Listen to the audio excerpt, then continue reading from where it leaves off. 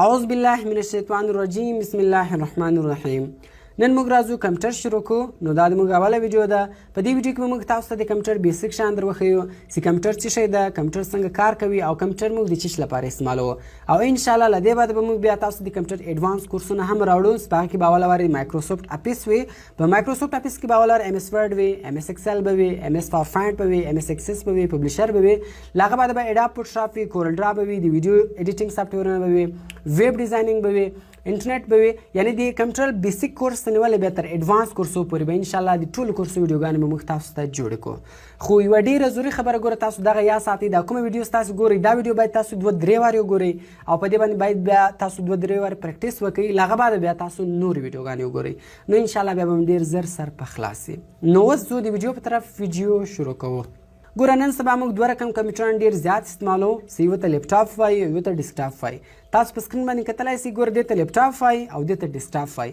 په ډیسکټاپ کې هر شی جلا جلا وي. موس جلا وي، کیبورډ جلا وي، مونیټر جلا وي، سیسټم جلا وي، ټول شان جلا جلا وي. او په لیپټاپ کې بیا ټول یو ځای وي.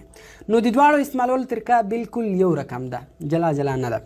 نو کله چې تاسو اول خپل کمپیوټر سټارټوئ، هغه که لیپټاپ وي که ډیسکټاپ وي، نو تاسو به په خپل کمپیوټر کې پاور بټن وي. لکه څنګه چې موبایل په پاور بټن باندې سټارټېږي، دغه رقم کمپیوټر هم په پاور بټن باندې سټارټېږي. تاسو په پاور بټن وي.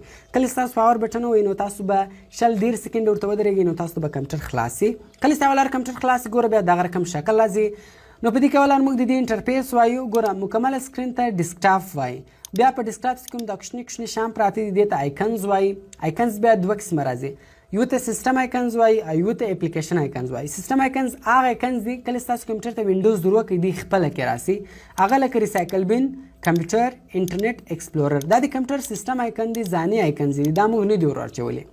او دویم ته اپلیکیشن آیکنز وایي. هغه آیکنز دي کوم چې تاسو کمپیوټر ته ور واچوئ، لکه کمتاشیا، وندرشیر فلمورا، اډاب فوټوشاپ یا بل یو پلیر مور انسټال کړئ، گیم مور انسټال کړئ، هغه ټول په اپلیکیشن آیکن کې شمارل کیږي. سیسټم آیکنز هغه آیکنز دي کله چې تاسو کمپیوټر ته وینډوز ور وکړئ دی خپله کې راسي، د کمپیوټر ځاني آیکنز. او اپلیکیشن آیکنز هغه آیکنز دي کوم چې تاسو کمپیوټر ته ور واچوئ. نو دوه رقم آیکنز راځي، تاسو یې یاد ساتئ.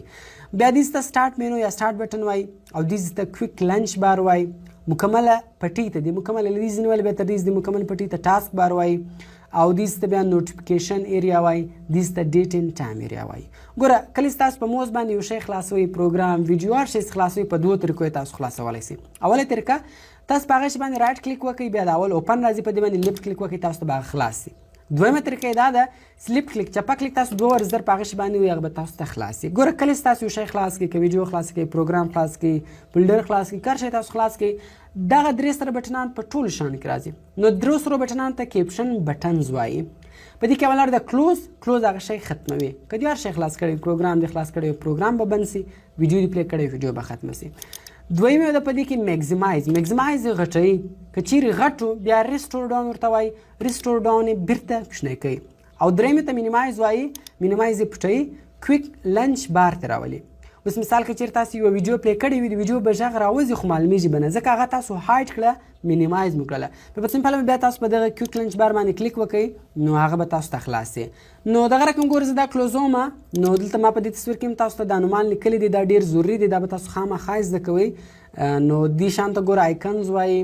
آیکنز بیا دوه قسمه دي. ګوره هغه مالته درته لیکلي دي، وي هیو ټو کاینډ اف آیکنز، سیسټم آیکنز، اپلیکیشن آیکنز. دا خو ما سره در خلاص کړئ.